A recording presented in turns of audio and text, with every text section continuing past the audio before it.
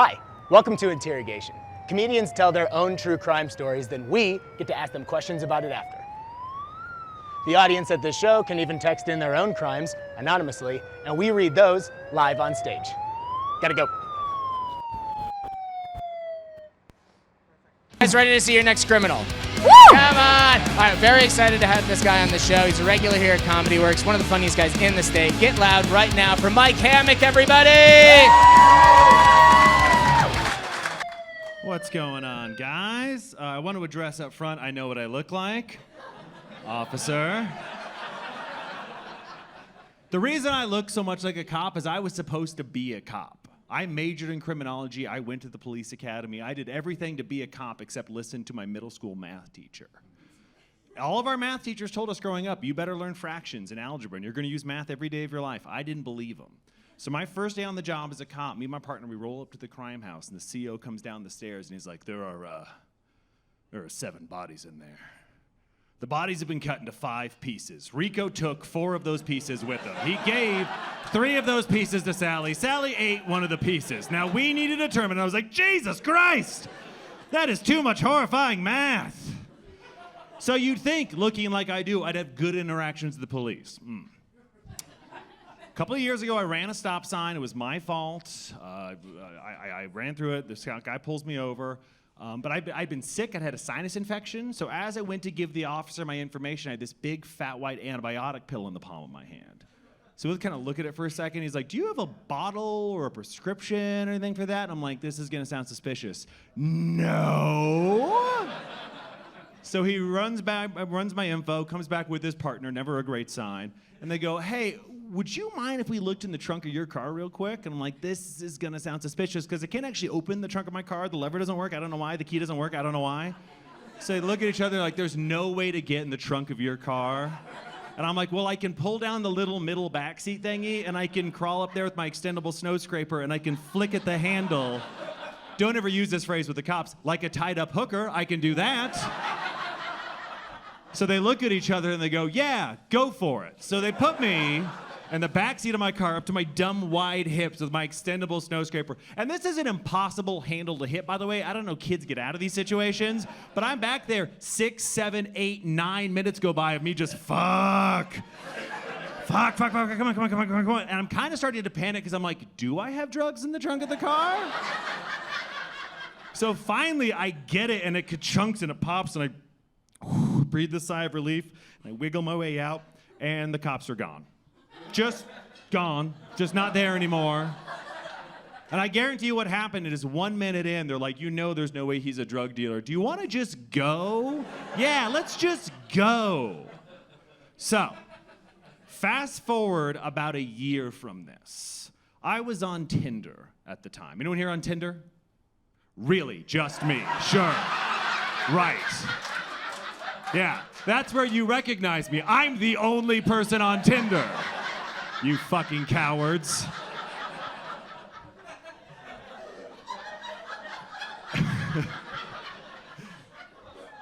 I see some sluts in the audience. It was my last Tinder date. It was the one that made me realize I gotta get the fuck off Tinder. There's a whole lot of preamble to this, but the way to summarize the entire date is I got shit on during sex. There were beads involved, her idea, not mine.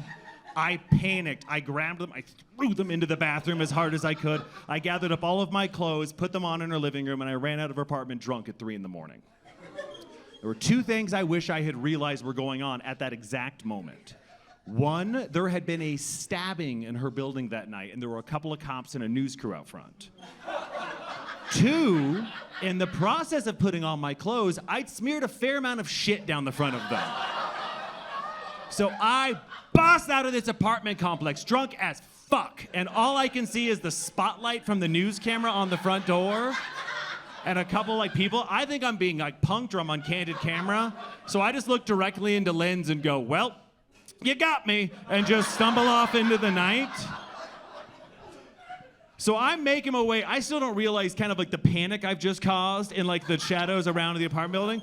So I'm getting to my car and I'm like, I gotta pee real bad. But like, I know there are cops around now, so I'm like, I don't want to get in trouble. So I like duck into this alleyway, and there's actually another dude already peeing in the alleyway. So I'm like, oh, okay, all right, cool. So I give him the gentleman's distance, a urinal's gap. Don't want to be gay, just a urinal's gap.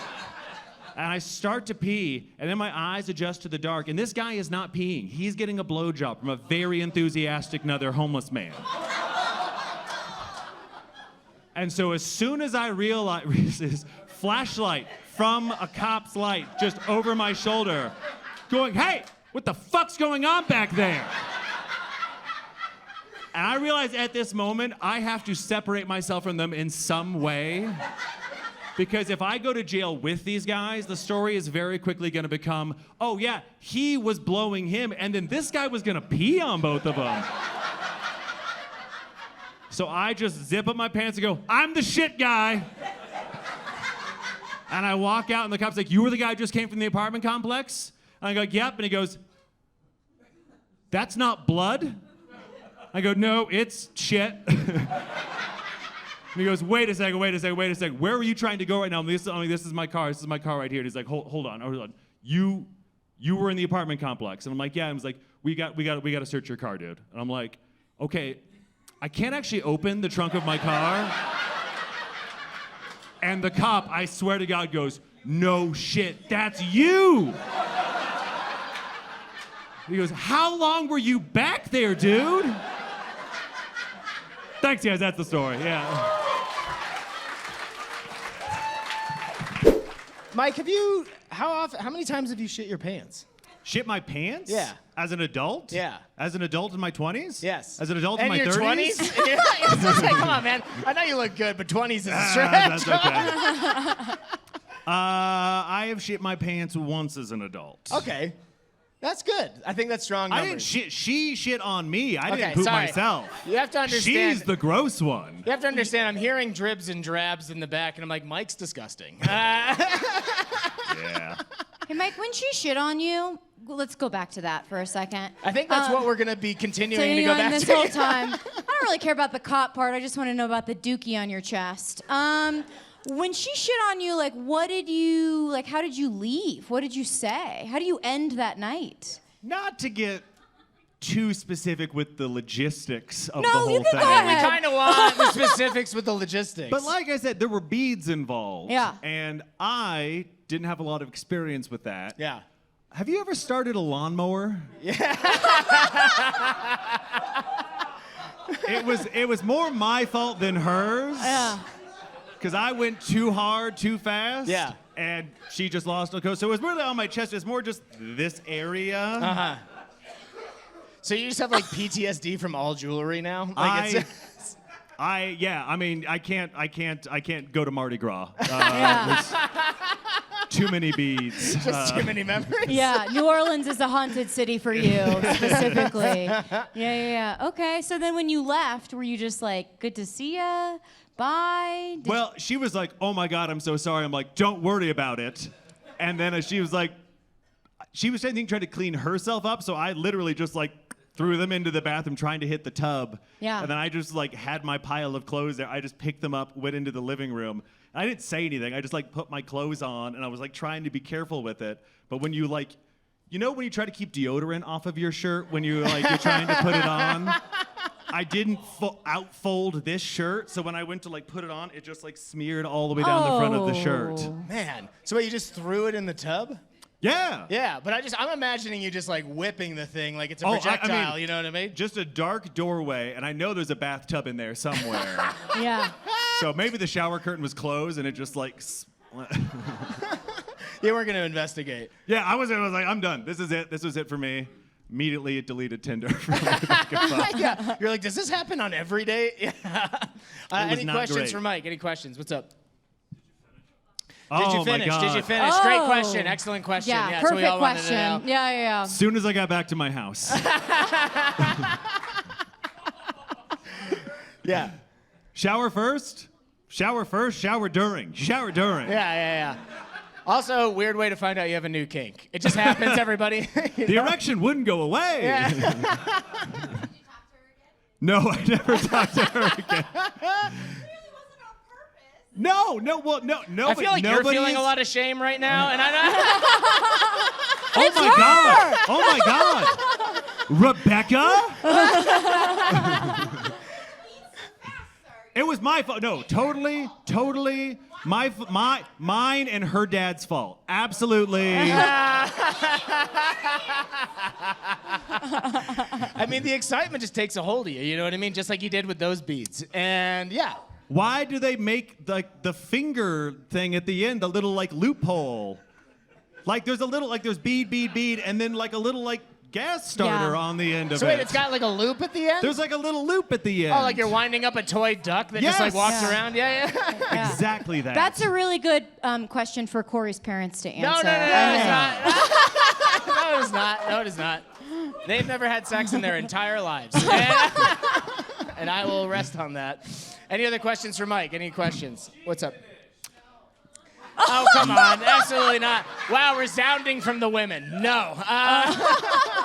I'm sure all of the women she's had sex with since then, she's now, I'm sure, a lesbian at this point, have made her finish every time. Yeah, because of that delicate touch you have. You just don't get it. All right, we got time for one more question. One more.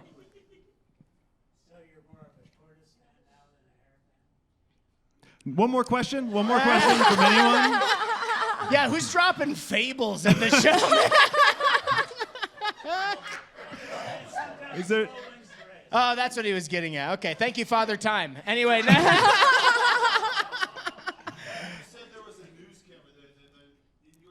Oh yeah, I'm definitely in an evidence locker somewhere. There's for sure tape of drunk me just kicking open an apartment complex door, just going, "You got me." No.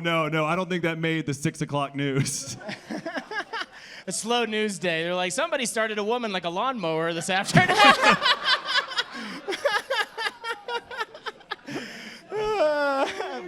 Let's go to the jet skiing squirrel. All right, let's get to a couple text messages quick. I was arrested topless in a hot tub when I was 16 after running from the cops for 2 hours in 10-degree weather. Can I ask a question Yeah, here? yeah. You were arrested in a hot tub topless after running from the cops for 2 hours. For 2 hours. That's what I'm trying so to figure you out. lost the cops and thought, time to hit this hot tub in someone's backyard. Yeah, man. Do you know running from the cops, except for the guy that I talked about earlier, is a lot of work. For 2 hours? For 2 hours is a long chase. That is like O.J. Simpson level chase. Yeah. That is a long period of time. Were you running and the cops were just slowly driving beside you? Yeah. They were like, Well, get a look at those titties. Yeah. You know? I'm saying, well, she was topless. They were like, let's just let this simmer for a while. Yeah. We'll get her eventually, boys. Yeah. And that's gotta feel pretty good after just running nonstop for 2 hours. Because if you're doing that for 2 hours, you either didn't realize you lost them an hour and 45 minutes ago, or you're just constantly jumping over a bush and being like, you can't catch me, motherfucker. That's like the saddest episode of Baywatch of all time. It's just a slow fucking run, dude. That's pretty great. All right, let's see. This one, all right, I don't like this one. Snuck into a primate research center at night and sprayed the apes with a hose. This is clearly a scene from Planet of the Apes, so fuck you, okay? We know which ones are fake. We know which ones are real. Wait. Yeah. You snuck into a primate research center and sprayed the apes with a hose to get your DNA evidence off of the apes? Excellent you question. sick fuck? Yeah, show yourself, coward. Okay. Someone in here is coming on apes, and it's this guy. Detective Kokomo. Undercover. There's a bunch of apes just in a center furiously signing, no. Who wants a mustache ride? All right, we got one more. And this is how I know some of these are most of these are real, because people will text in multiple. This one went through a real roller coaster. These are 3 separate texts from the same person. Set off the smoke alarms and evacuated an entire dorm for playing with a fog machine. Pretty docile, pretty normal. That's sweet, right? Next one. A friend from childhood stabbed his dad.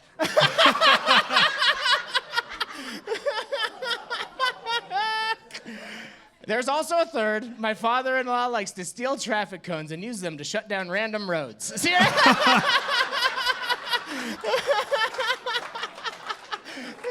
That was a lot. That was like here, and then back. This is like an HBO show in here.